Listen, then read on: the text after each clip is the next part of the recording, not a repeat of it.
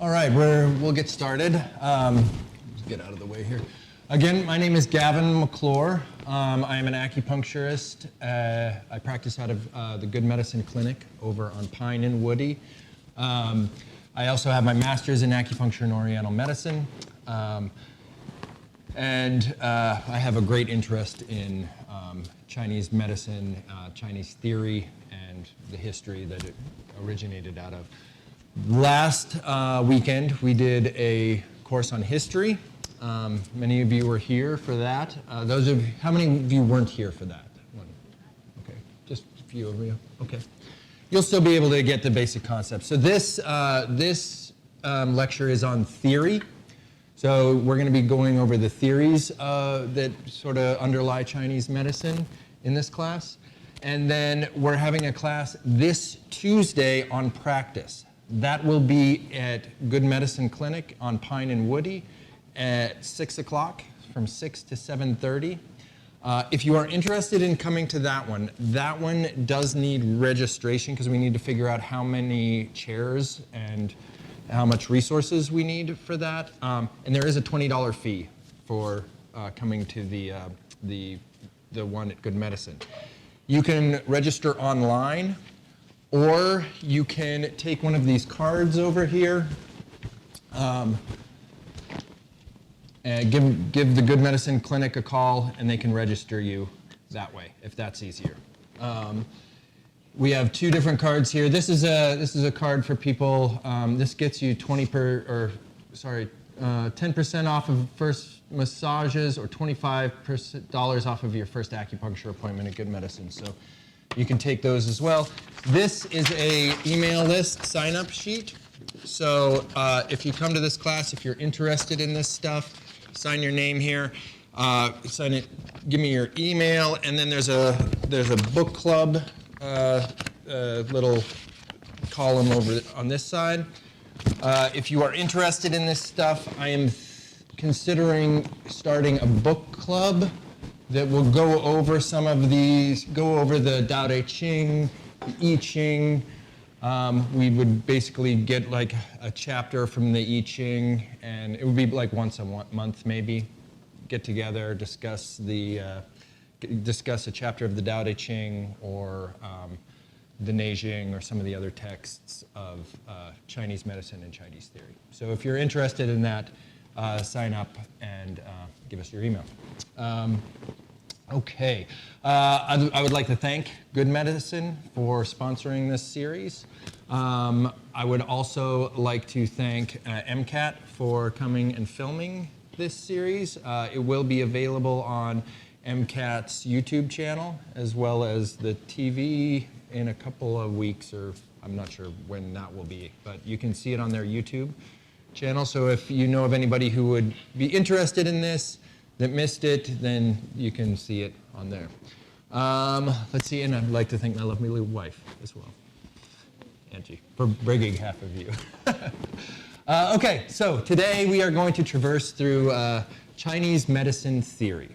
So we're going to start with something that we touched on last week, which is the Tao. So the Tao, we're going to be going through this numerically, basically 1, 2, 3, 4, 5, 6. So we have Tao, which is before the one. We have Yin Yang. We have 3 treasures. We have the 4 seasons, 4 directions. We have the 5 elements, and we have the 6 phases. So we're going to go through those sort of numerically. So let's start at the beginning or before the beginning. So my son is crawling. Your mom's back there in the back.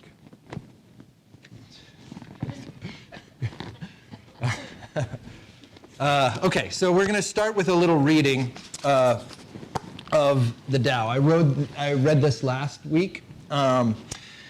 So the Tao is sort of a nebulous concept.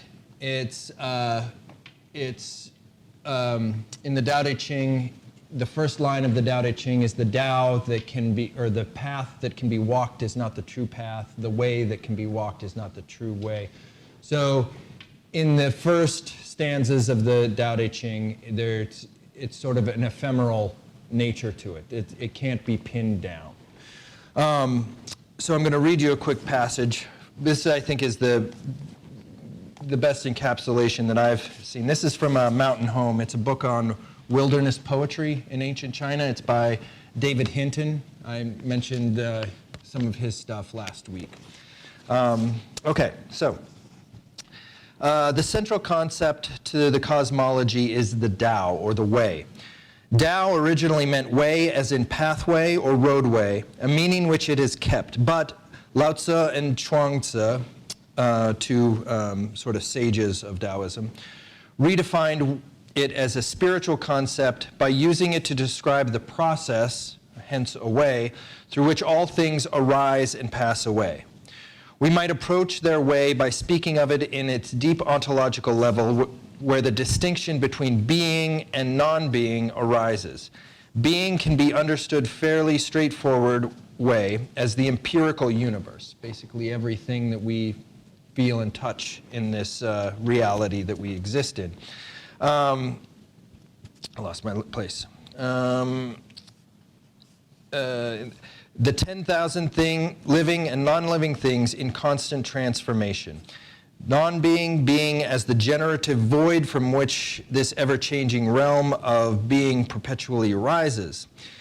Within this framework, way can be understood as a kind of generative ontological process through which all things arise and pass away, as non-being burgeons forth into a great transformation of being. This is simply an ontological description of a natural process as it perhaps most immediately manifests in the seasonal cycle, the emptiness of non-being in winter, beings burgeoning forth in the springtime, the fullness of its flourishing in summer, and its dying back into non-being in the autumn. So that is sort of a generalized concept of the Tao. So the Tao is also referenced as the undifferentiated whole. In the Tao Te Ching, it's also referred to as the uncarved block. So this is chapter 42, from chapter 42 of the Tao Te Ching. The Tao gives rise to the one gives rise to the two gives rise to the three gives rise to the 10,000 things. So this is not a creation story. So it didn't happen a long time ago, and then everything happened from that point. It's not the Big Bang. This is something that happens continuously and all the time currently. So this is a current burgeoning forth of reality. So with the differentiated whole, let me see, I'm going too fast. With this undifferentiated whole, it is also potential.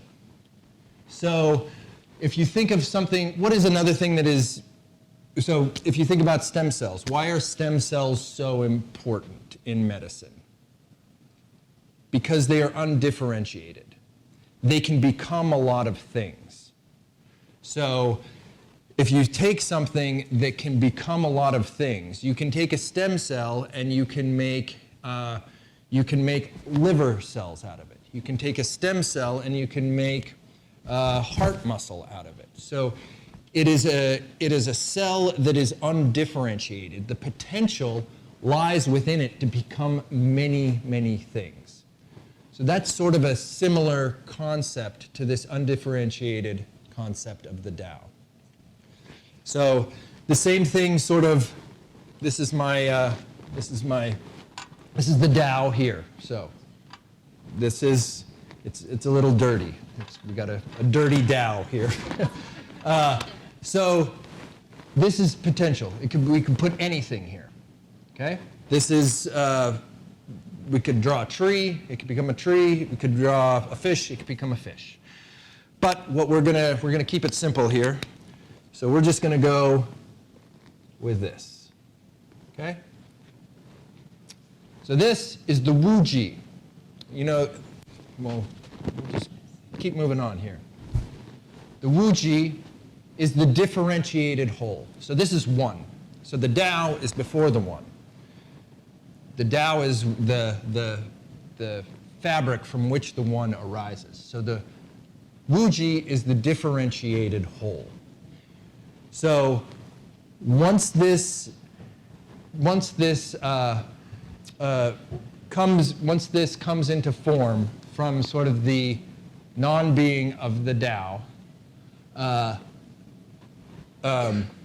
then it immediately goes. Sorry. So once form is manifest in reality, then there's sides to it. So if you had light shining on this, you would have, we'll say it's coming from this way, you have a light side and you have a dark side. Okay? So as soon as being comes into creation, same thing with that being and non-being that I told you about the Tao, the thing that I read. As soon as that comes into being, as soon as it's differentiated, then it's split into sides, yin and yang. Okay? So yin and yang, the first references of yin yang were from the I Ching. You'll remember these split lines here. So yang was a solid line, yin was the broken line. This is basically opposites. So you have day and you have night, you have up, you have down. It's the duality of the world. It's also binary. This is a fun little fact here. So in the mid-1600s, a French Jesuit by the name of Wassim Bouvet traveled into, did some missionary work in China. When he returned from China, he brought some Chinese texts back, one of which was the I Ching. His friend Gottfried Leibniz was a mathematician. So he lent his copy of the I Ching to Gottfried, and Gottfried wrote a treatise on binary systems based on the I Ching. That, in turn, became binary code, which all of our computers speak with. Currently, we'll see what happens when quantum computing comes in, then we're completely obsolete. So another way to look at yin and yang is with this sine graph here. So we have the positive side, we have the negative side. So this would be yang, and this would be negative. It's the oscillation between the two, yin and yang. So let's see, we'll keep moving here. We'll probably come back to this slide when we go through the seasons. So yin and yang. These are the characters for yin yang. So Chinese characters are made up of several components. So we have different radicals, basically images that compose the meaning of a character. So this side of the character here, it's in both characters. That is a hill, basically. So this character is for shade, like the shady side of a hill. This character, this is the sun, rays of light. This is the sunny side of the hill. So yin and yang are, when you get into the character aspect of it, it's basically the sunny side of the hill and the shady side of the hill. Okay? So very simple. So then we can categorize things. We can put these things into this into categories. So let me find my cat toy here, so I'm not. Oh, you can't even see it. Oh, yeah. Can you see that? Yeah. Oh, it is. There we go. Nope, it's dying. Sorry about that. Okay, well, I'll just have to walk in front.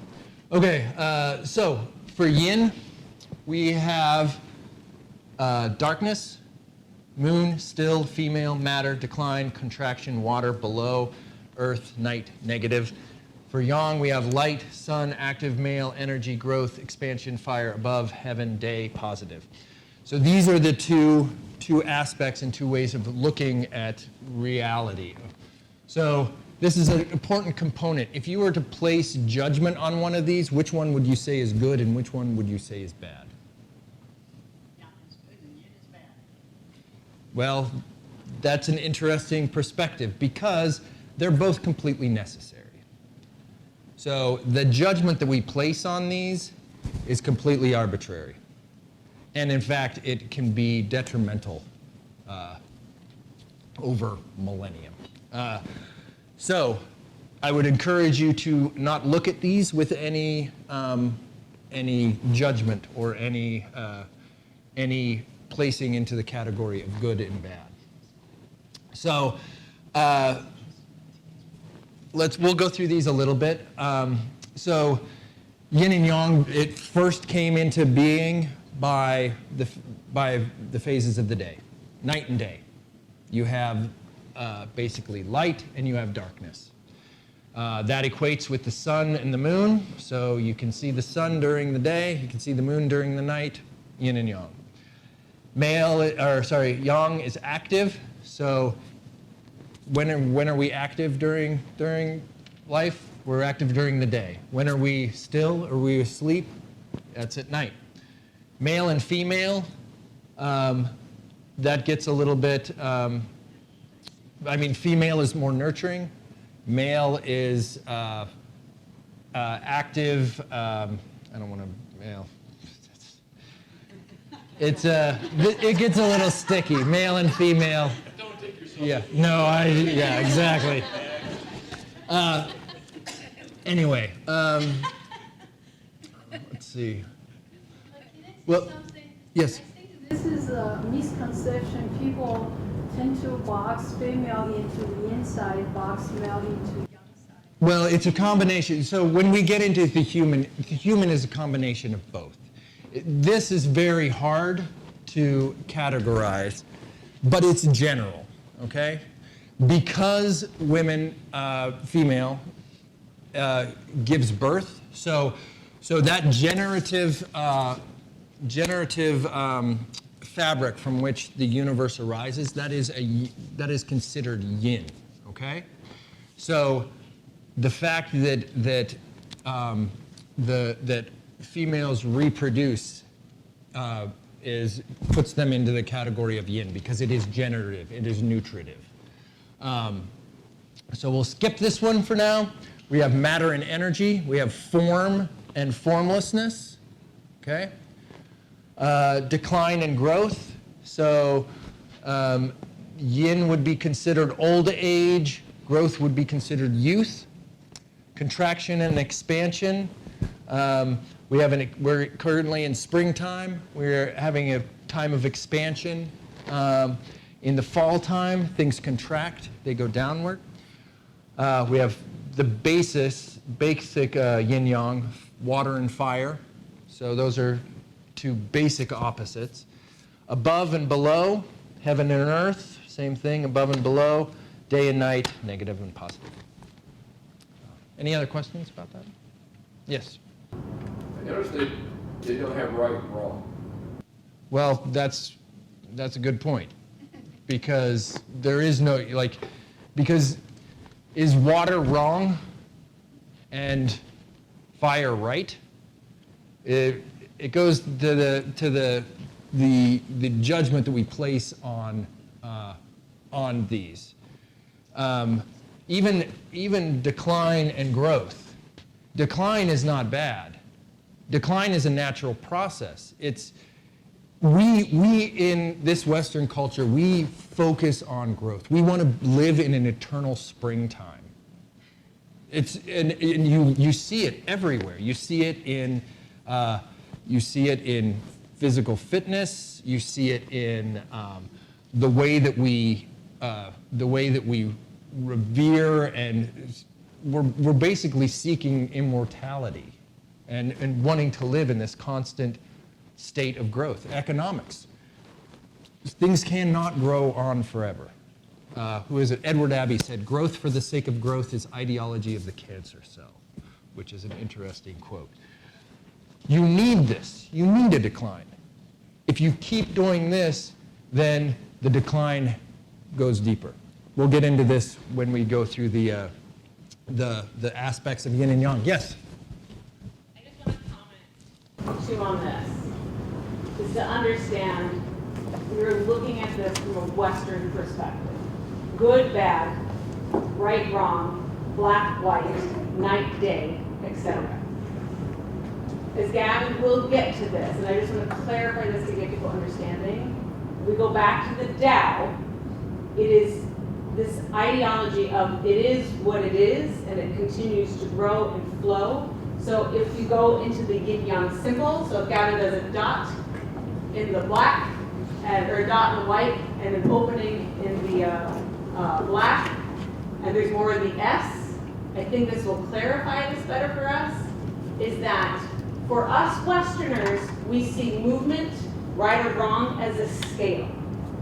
In Chinese and Asian culture, the way that they see balance is an evolution of a circle that is constantly evolving. We have dusk and we have dawn. That is that shift of yin and yang. So while Gavin is emphasizing yin-yang, it's not yin or yang. Yin-yang is a whole ideology around the fact that light and dark comes light into dark. The moon comes, and that's the symbol you have to take into. So I just wanted to emphasize this so there's no confusion, especially because we are so split on left or right, right and black. You have to see. And here we go. Thank you for that, Edge. All right. Okay, so we have the concept of opposition. So we have those night and day, dark and light, that opposition. Some other key aspects of the yin-yang are interdependence. They are opposite, but they are mutually dependent on each other. One cannot exist without the other. You cannot have light without darkness. What was it? Ursula K. Le Guin's book. You cannot have a candle without the darkness to hold it in. Was a great quote. You can't have one without the other. Okay? Mutually consuming. This is an interesting point. When one increases, the other decreases. Okay? So if you have one, if you're consuming one, then you're depleting the other. Okay? Or yeah, if you're expanding one, then one is contracting. Okay? So this, I'm going to draw a little graph over here. So this is applicable in medicine. We use this graph a lot. So if you have yin and you have, let's see, yin and yang on a graph, okay? So they're completely equal here, okay? So if yang increases, then yin is going to be lower. It's going to decrease, okay? So now we're going to kind of get into Chinese medicine theory a little bit here. So what sort of signs would you think would happen within the body if you had an excess of yang? Fever. Fever, great. Heat in the body? Inflammation, yeah. So those are all, yep, so that's sort of that balance of yin and yang within the body. Now, if you can't really have an excess of yin because yin doesn't really do that, but you can have so if you have a deficiency of yang, then you're going to have then what are the signs going to be? Nausea. Not really, but maybe cold, Low blood chills, low blood pressure, yeah, slow heart rate. So more yin, that more yin side of the spectrum. So this is a funny one here. We're going to go back up here, and then what would happen if you have a deficiency of yin? What signs would you have? How many people have gone through menopause? Okay, all right. So what happens in menopause is estrogen, that yin substance, declines. So one thing you get when that yin substance drops is you get a dysregulation of temperature, and what tends to happen? Night sweats? Hot flashes? Okay, so that will manifest as heat. A deficiency in yin will manifest as heat. So that's sort of the mutual consuming component of it. And then intertransformation. Yin and yang change into one another, okay? So yang will change into yin, day, just as day changes into night. Yin changes into yang. Yin is consumed to create yang. If you look at like a piece of wood or a piece of coal. Piece of coal is a very good example because it's basically a yin substance. It's hard. It's dense. It's black. And if you light it on fire, then it becomes yang. Okay, which is very interesting too because we're burning a lot of our yin substances in modern culture across the board. Okay, so the 2 becomes the 3. So this is a basic trinity here. We have heaven, man, and earth. There's a lot of trinities out there. This is just one. Heaven, man, and earth. So this was an early way that that the Chinese saw reality and man's relationship to it. So you have heaven, which is yang, you have earth, which is yin, and you have mankind who interacts between the two.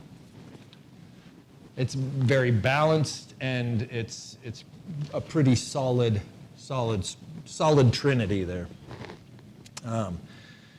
So there's also another aspect of 3, another trinity is Jing, Qi, and Shen, the 3 treasures. Okay, this was probably these 3 slides were probably the hardest slides to make because the definitions are so hard in English. Shen is equated with spirit. It originated in the Shang Dynasty. The dragon bones, the turtles with the scratchings on them that I showed you last week. There's references to Shen on those. So it goes back to the Shang Dynasty. It's roughly defined as an enlightened human consciousness. Okay, so it's that animated spirit that sort of that is closest to heaven. And then it is also a component of the undifferentiated whole. That Tao, the undifferentiated whole, component of the Tao before the division into yin and yang. So it is a very primal essence to the body. It is also, one of my teachers defines it as countenance. Okay, someone's Shen. Like if somebody's Shen is shining, then they appear bright or luminous. When you meet somebody, if you see somebody who you haven't seen in a while, you see them from across you recognize them from across the room.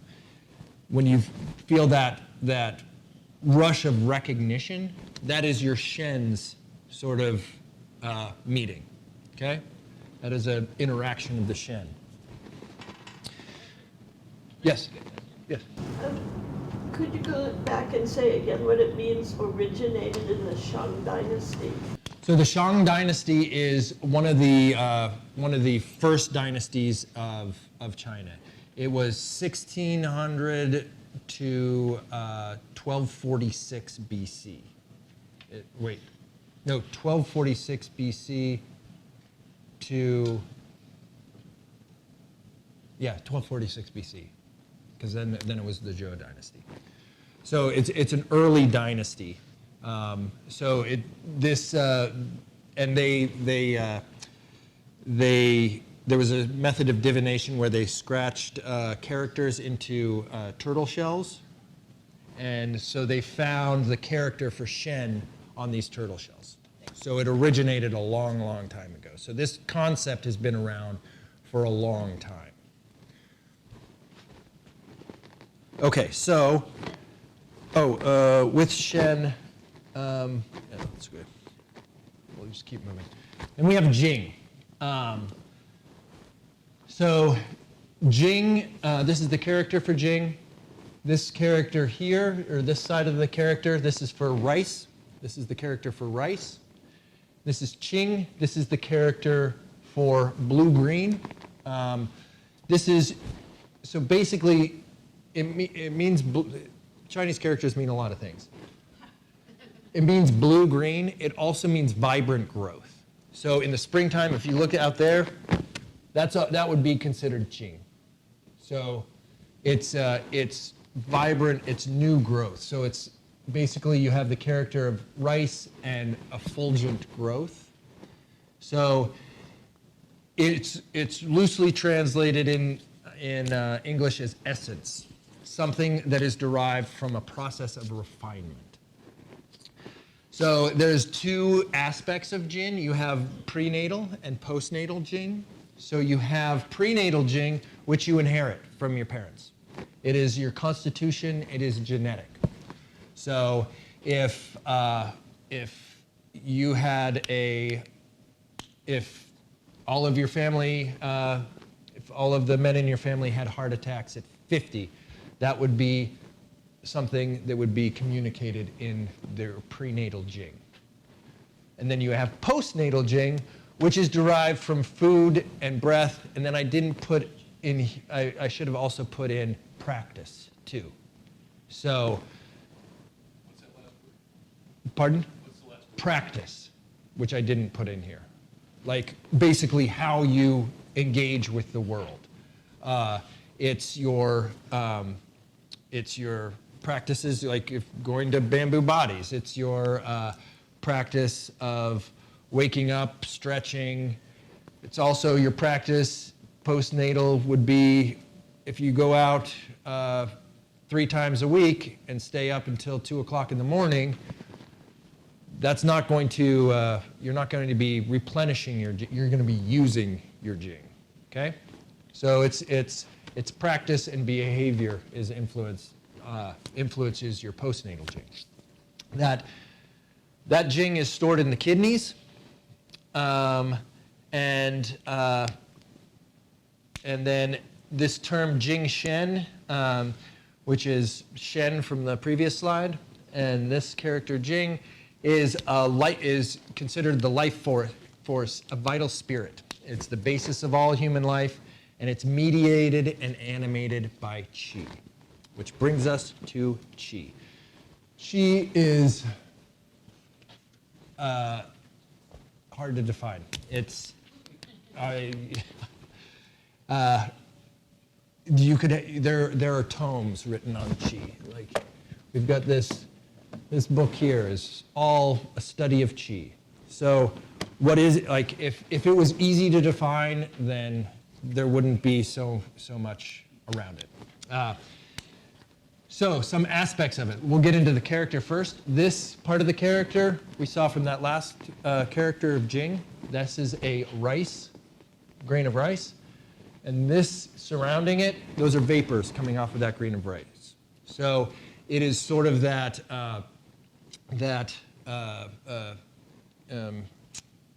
it's both nutritive, but it's also ephemeral.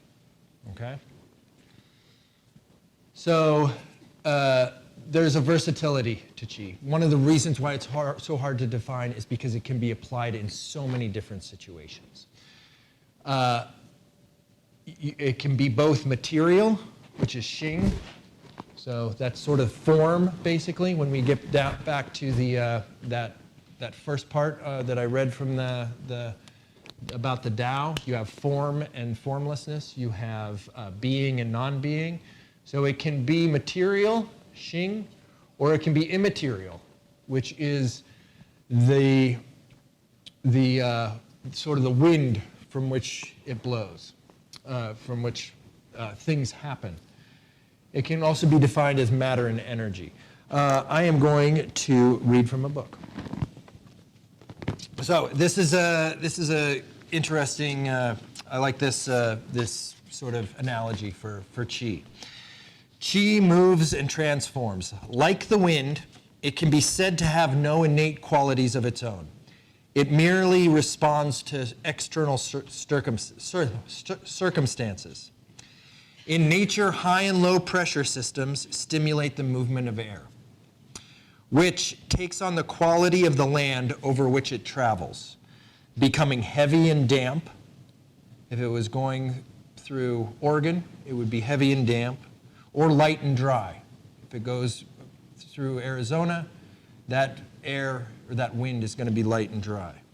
Warm air will rise and cold air will sink, and it is much the same with the qi within the body. Okay? So I think that's a nice analogy for qi. Okay? So you have aspects of qi, aggregation and dispersion. So you can have qi that is form, and you have qi that is dispersed, immaterial. This is a quote, continuous form of matter, qi is a continuous form of matter resulting in shape, xing, when it condenses. So this sort of gets into the quantum element of stuff. So when we get into sort of the quantum realm, form and matter are not so separate. Form becomes matter, matter becomes form. And if you get into anything, is this table solid? Well, if you go deep enough, there's more space in this table than there is density. And we can argue if there is even form at all, if there is even matter. We keep separating it.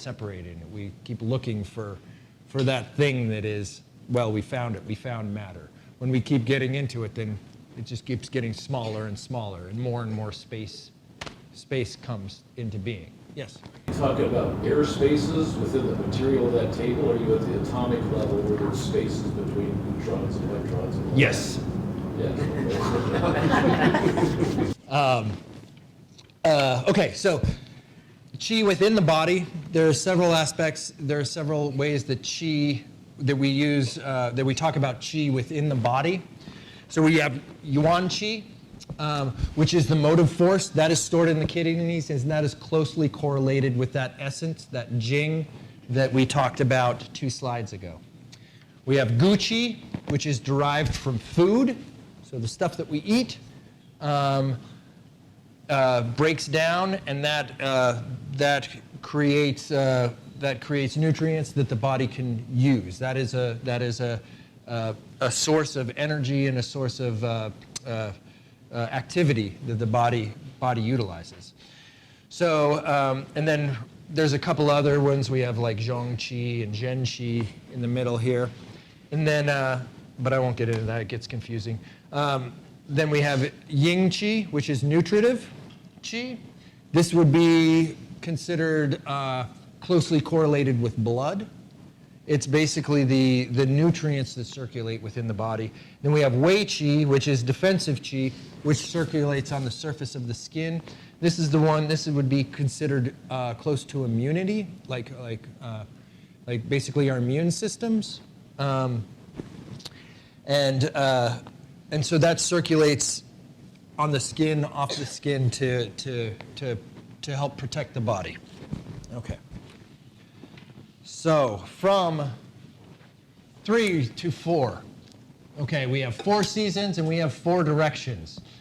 So east is correlated with spring because in springtime things are growing, things are rising. It's considered yang within yin. It is, and spring is correlated with the direction of the east because that is the direction of the rising sun. So the sun rises in that direction. and so those two are correlated. So we have the south in the summer. Can we see why those two are correlated with each other? So the sun is, the fullness of the sun is considered correlated with the summer months because that's when all the sun is out. If you keep moving south, then it gets to be more like summer.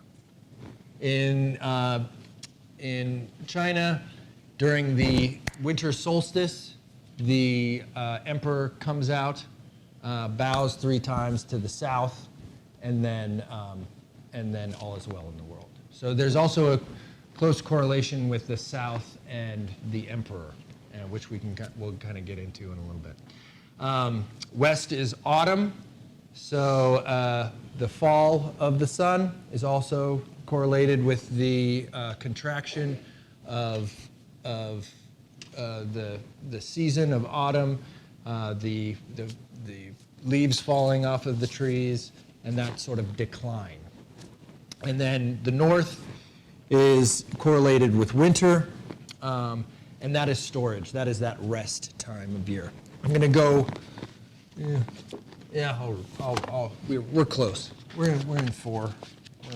We only got 3 more to go through. So I'm going to go through a couple of readings from the Neijing that go through the different how we should act during these different times. So spring. The 3 months of spring are the time of birth and pervasiveness. Grasses sprout and trees bud. All living things beings flourish in the new dynamic chi that opens up and outward. So that is sort of the nature of springtime. Summer. The 3 months of summer are called the time of splendor and growth. At summer solstice, yang qi reaches its apex and yin qi emerges. Yin and yang commingle, and all living and being things prosper. Yang qi energizes all phenomena, and yin gives them shape. And all things are in flower and fruit. Okay? So the west, we're going to go to autumn. The 3 months of autumn are called the period of maturation and harvest. The growth of the summer has completed all shapes. What has ripened is gathered in. So, and then it gets into sort of what we should do during that time as well.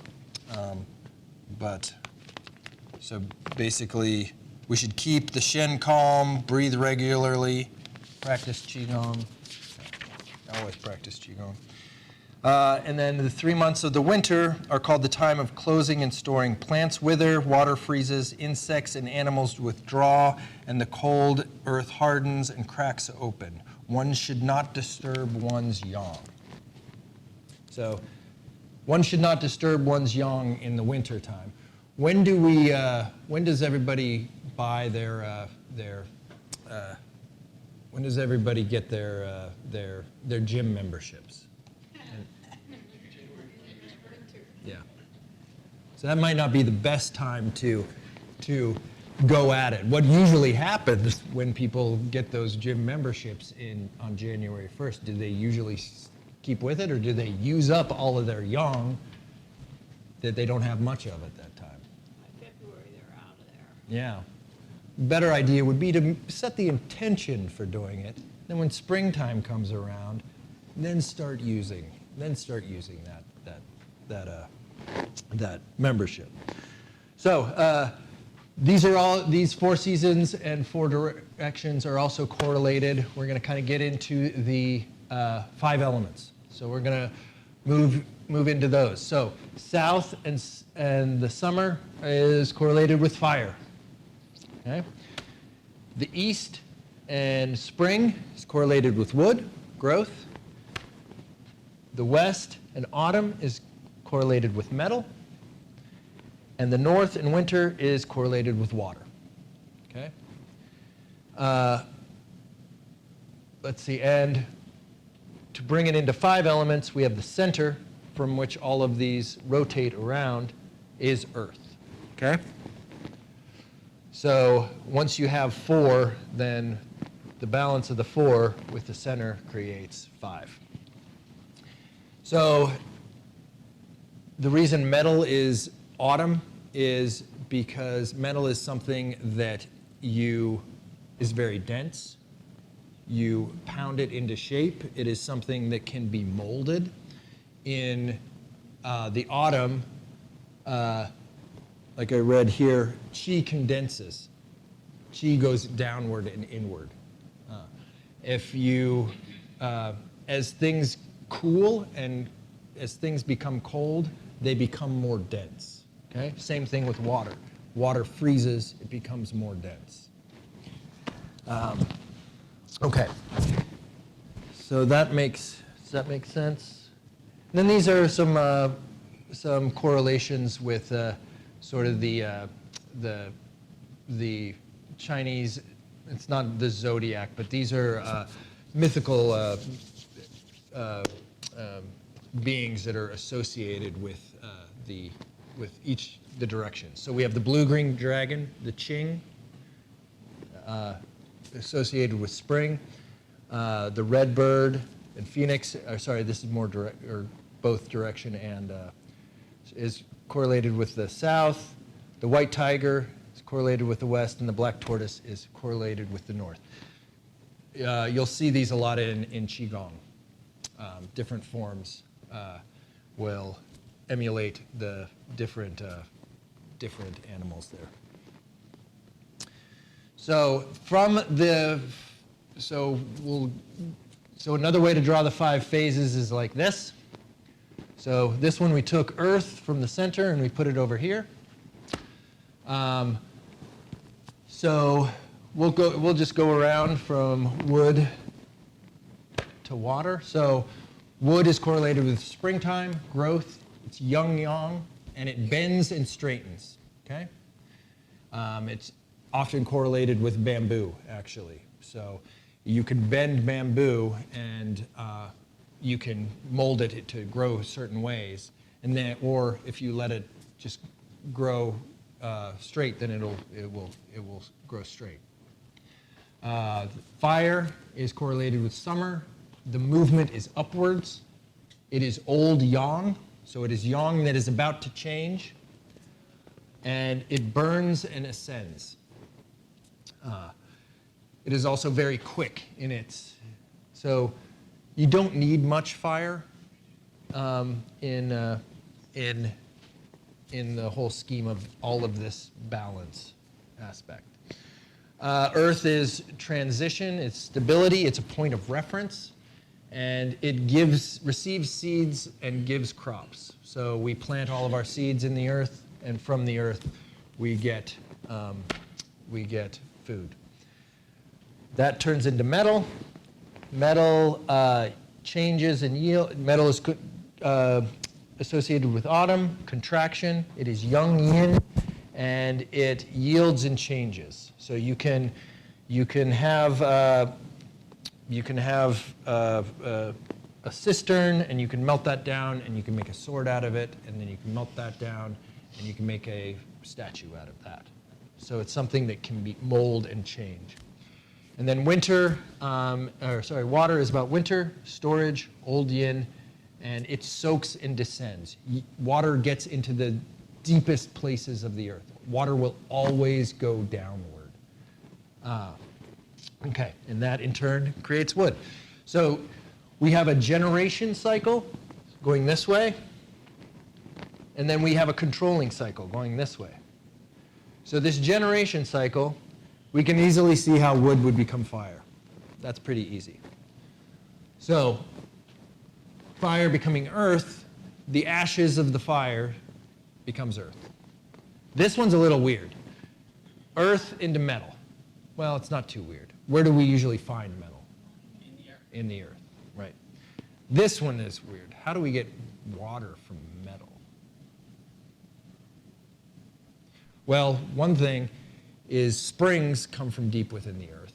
So there might have been a correlation with, water comes from deep within the earth, so springs come from deep within the earth. The other, I think in the old Chinese dynasty, they use metal to, at night, then the water comes. I was gonna get to that. So if you have a metal cup and you leave it out at night, what happens to the cup? Condensation. So exactly, yeah, thank you. So there's that correlation with the creation of water from metal. Okay? And then water creates wood. Areas that are moist have more wood. So that's the generation cycle. Then we have a controlling cycle where we come across. So this is the easiest one to see. Water controls fire. Okay, that's an easy one to see. Fire controls metal. We could kind of see how that would work, because if you heat metal up, then it's going to soften it and make it malleable. Metal controlling wood, we can see that. The axes can easily control a tree. And then wood controlling earth, that with the growth that comes from the earth, you have root systems going into the earth, stabilizing the earth. So wood controlling earth and earth controlling water. This is considered with dams, dikes, built earthworks to control flooding that we talked about last week.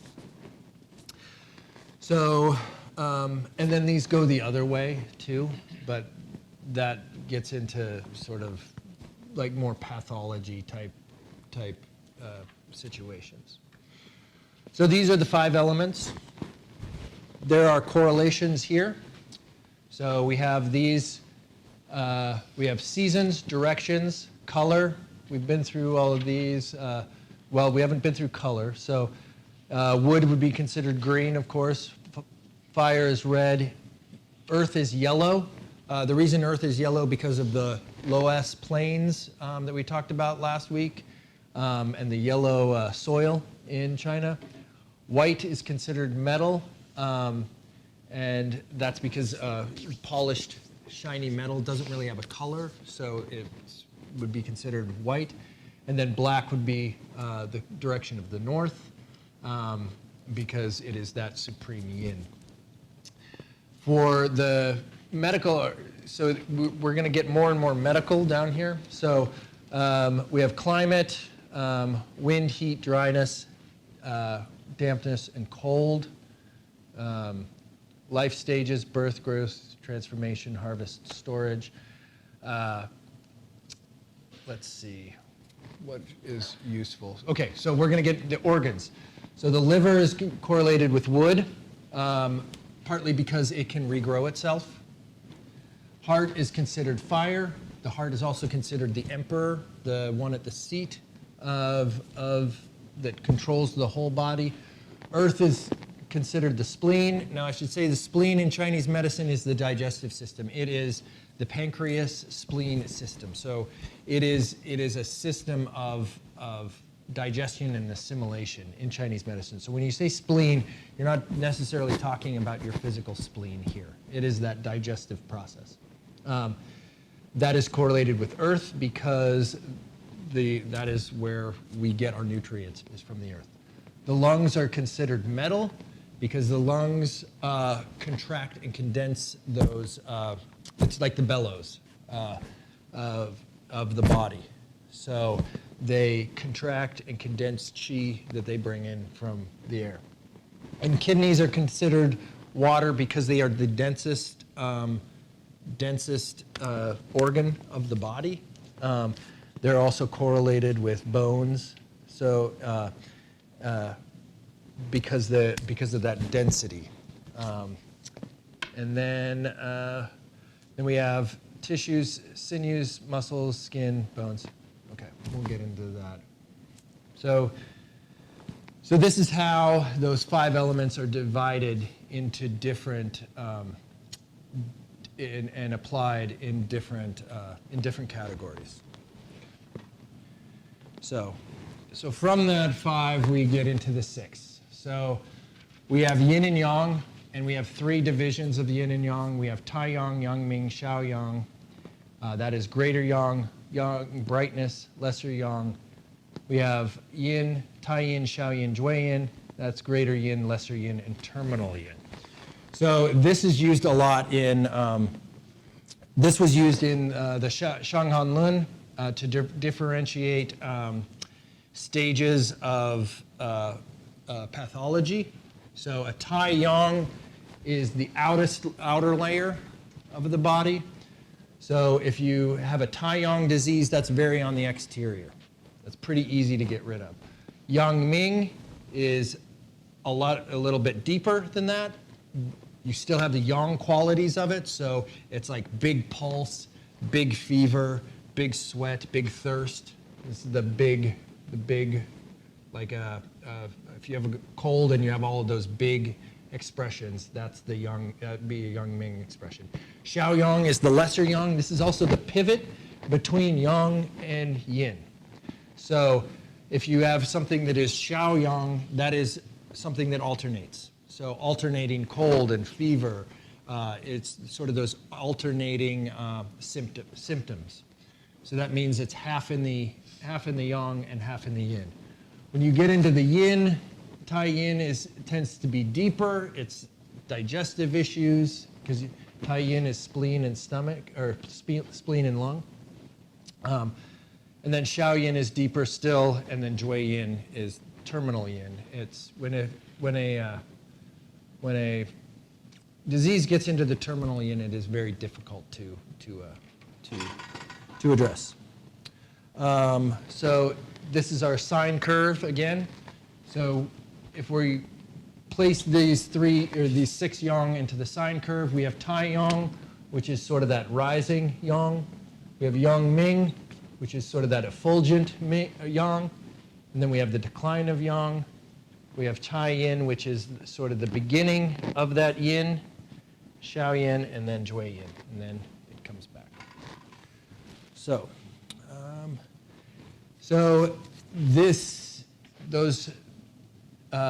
the 6 stages are also reflected in the 12 meridians.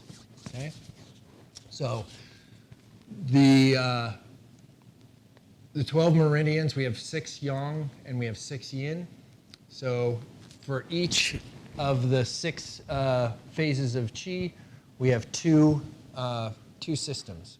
So tai yang is bladder and small intestine, yang ming, stomach and large intestine, xiao yang, gallbladder, triple burner, and then so on. Tai yin, lung, spleen, xiao yin, heart, kidney, jui yin, liver and pericardium. So these two here, so we basically have 5 of each major organ. So these yin organs are sort of the more denser organs. They're considered, we'll see in the next slide, they're called the zong organs. The yang organs are considered fu organs. These are, the pericardium is the heart protector. The triple burner is so you have, the lower dantian, middle dantian, upper dantian. So it's these 3 dantians. It has a function but no form, is what they say. So it transports fluids throughout the body. It transports qi throughout the body. That is also a hard thing to define. So this is the meridian system. So I just have 2 meridians here. This one over here is the stomach channel. This one over here is the lung channel. So the meridian system is it's basically areas where qi flows throughout the body. We have areas, these points are specific areas, or jie, nodes where qi easily gets stuck. So in those areas where qi gets stuck, application of moxa or an acupuncture needle can release that blockage and get that qi to flow again. These points are not definite. We have general locations for them, but they do move a little bit. Like sometimes your lung channel's right here, sometimes it's over here.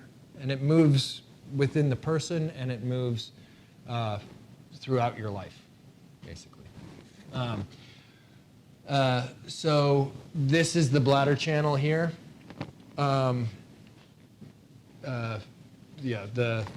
on the supreme yang side of the body. Let's see. And then the meridian system, it also has internal tracks. So it begins in the lung channel begins in the stomach, then comes up, goes around the heart, and then it's externally comes external in the crease of your shoulder here. So that's just it's a short description of meridian theory. And then we're going to get into Zong Fu. There we are. This easy chart that I made when I was in school, okay?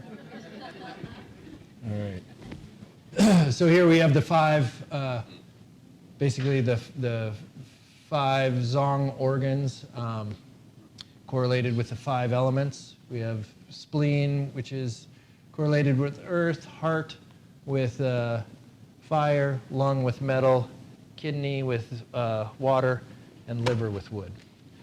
So, yeah, so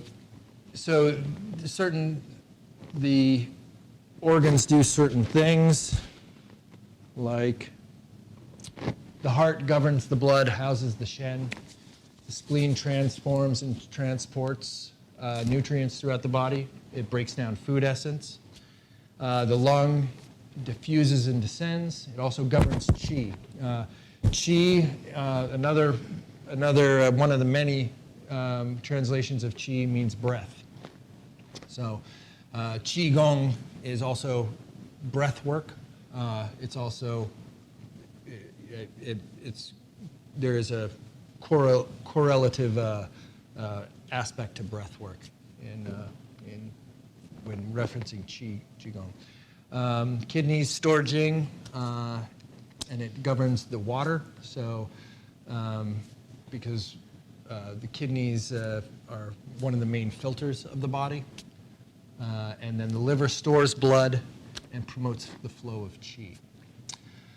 So there's a little quick and dirty concepts of meridian and Zong Fu theory. We'll get into those two a little bit more on the next class when we go through the five pillars of Chinese medicine.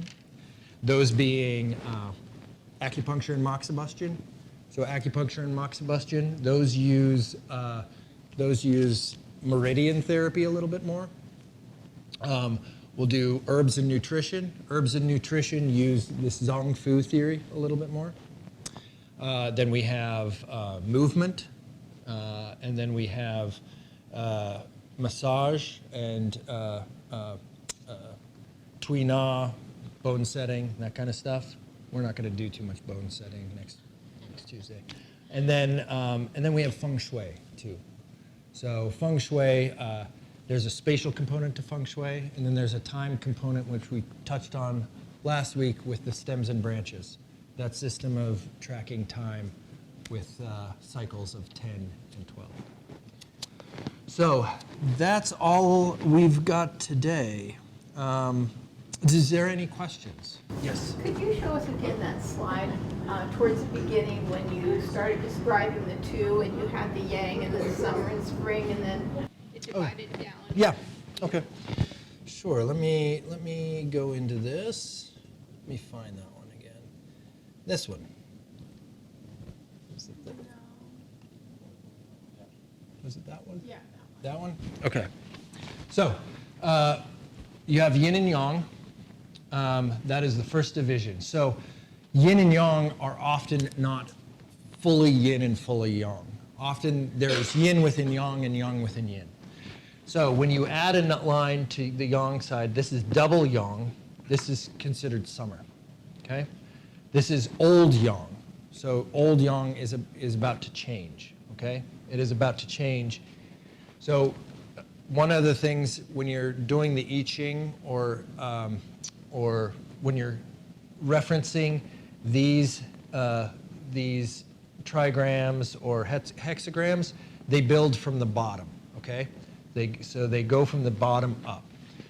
So if summer is 2 yangs, then autumn would be yin starting to come in. So yin comes from the bottom.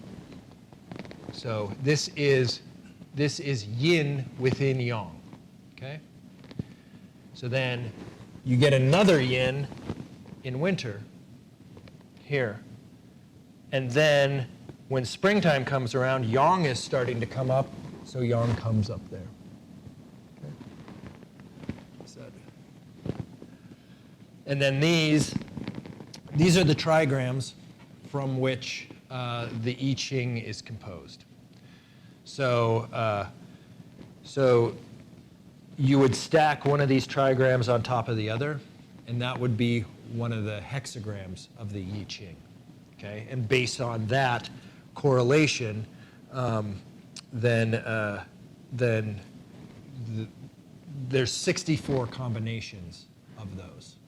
So there's 64 hexagrams of the I Ching. Some of them would be like, what is it? Like, there's a condition in Chinese medicine. It's a specific herbal formula that they use. It's called Pi. It's named after one of the hexagrams of the I Ching, and I believe that is, it is earth or heaven over earth, or fire. I think it's heaven over earth. So you have earth which descends and fire which, or heaven which ascends. So that is separation, basically.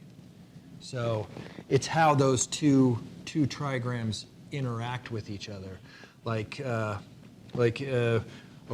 wind over mountain, or mountain over wind. I don't know all of I don't know the trigrams off of the top of my head. So it's the interaction of these elements here that create the 64 hexagrams of the I Ching. Any other questions? Yes. As a practitioner of acupuncture, when you were talking about the blocked G Yes. points and then they can move. So they said depending on the person, when you're trying to locate them, what methods do you guys employ to find the movement? Where do you go? I use palpation. So you can actually feel. So there's a field which emanates from the body, basically a field of qi that you can feel. Living things emanate qi. Okay? If you go to some of the big tree, if you go take a walk, and if you walk up to a tree, and if you're conscious of the tree, then you'll stop at a particular point. It's a point where you can sort of encapsulate its qi. That's sort of the qi barrier of the tree. I was walking in Blue Mountain the other day, and there was some of those huge ponderosas, and some of that chi field. It was probably from here to that pole that I stood away. And when you can kind of feel a density in the air. So one of the palpation methods is actually palpating that change in density, and you'll feel spikes where those points are. So if a point is active, then you can actually palpate some of that field, and I'll go over that a little bit on Tuesday, actually. But yeah, that's one method of doing it. Yes. Yes. I want to ask about the book club. So do you want me to ask now or wait till later? What? Yeah, we can do it now. Yeah. So I'm just wondering if someone like me should join the book club. I'm generally interested in this, but I don't have a mind to really understand all of these details, and I don't even want to work on that. Okay. What do you think? You don't even want to work on? No, I mean, I'd be willing to read about it, but I'm not going to study it. Oh, well, I mean, I don't know. I've never done a book club before. I don't know what this book club would entail. Like this book club, it's pure it's the Tao. It's potential. It doesn't even exist yet. So what if you wanted to come? There's basically what I would do is like there's some translations of the Tao Te Ching and the Chuang-Tzu. The David Hinton does a good translation that has the Analects, the Confucian Analects, Mencius, the Tao Te Ching, and the Chuang-Tzu. And I would email you. We would what we would be reading. You could read it. You would show up, and then we would just kind of discuss what sort of what you pulled from it, and then I would add in any sort of knowledge that I have about it. Basically. Yes. Do you have any book recommendation for food as medicine following the PCN theory? Because you had a really good flyers, so I wonder if there's any books just... For food is medicine? There's a couple of them. Do you know them? Canned foods. It's wonderful.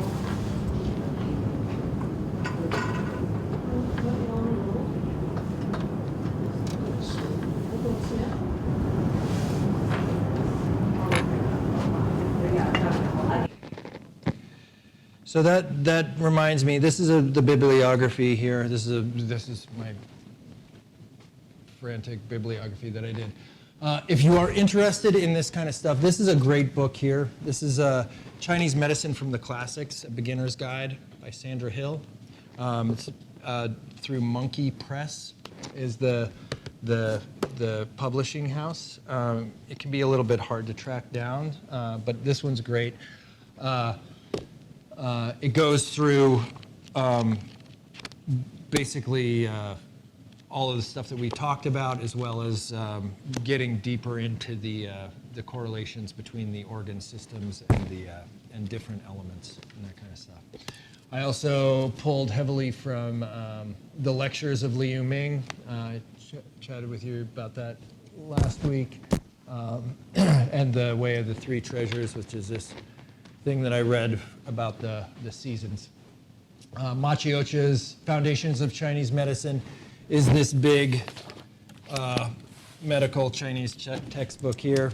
You probably don't even want to, that's too much. And then this one is the Sandra Hill's Chinese Medicine from the Classics. And then Elizabeth Rocher de Laval does some great, beautiful studies on Chinese medicine. These are sort of her books. These are also through Monkey Press. This one's The Study of Qi, The Five Elements, translations of the Neijing, if you ever wanted to dive into stuff like that. All right. Any other questions? Okay. So if you want to come to the lecture on Tuesday, please sign up, take a card. You can register online, or just give a call to Good Medicine and they can get you set up. We do need to see how many people people are going to come, because we need to rent the chairs and everything. And then we're also going to have some stuff for you if you do show up there. So, yes. Is there another class next Saturday? No. That would be the last. The one on Tuesday is the last class. Yeah, and we have to have it at Good Medicine because we're going to be burning moxa, and we'll have two other acupuncturists there. The two other acupuncturists from Good Medicine, Rosemary Lyda and Amy Smith, will be there. We'll be doing demonstrations. So we'll be doing demonstrations of needling.